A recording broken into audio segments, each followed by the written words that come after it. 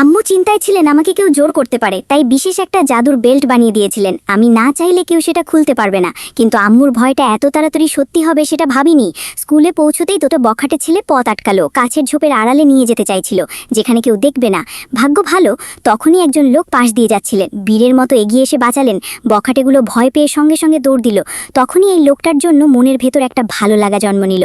তার যত্ন আর মনোযোগে আমরা দ্রুতই কাছে আসলাম। তারপর একদিন বয়ফ্রেন্ড হঠাৎ বলল তার বাবা মায়ের গ্রামের বাড়িতে যেতে হবে, নাকি 3 দিন ধরে আমাকে নেওয়ার প্রস্তুতি চলছে। তাই তার সাথে রওনা দিলাম।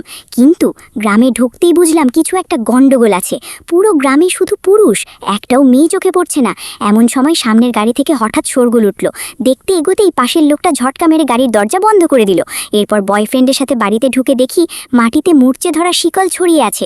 কিছু জিজ্ঞেস করতে যাব, তখনই ভেতর থেকে হুড়মুড়িয়ে বেরিয়ে এলো এক মহিলা। আমাকে গালাগাল দিতে দিতে গ্রাম থেকে তাড়িয়ে দিতে চাইছে।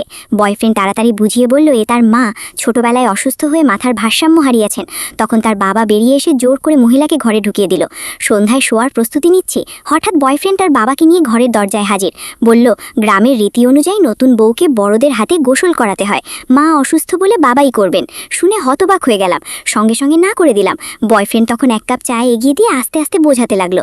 চায়ে চুমুক দিতেই মাথাটা ঝিমঝিম করে উঠল, কিন্তু আমি মোটেও অবাক হলাম না, বরং ভেতরে ভেতরে একটা উত্তেজনা জেগে উঠল।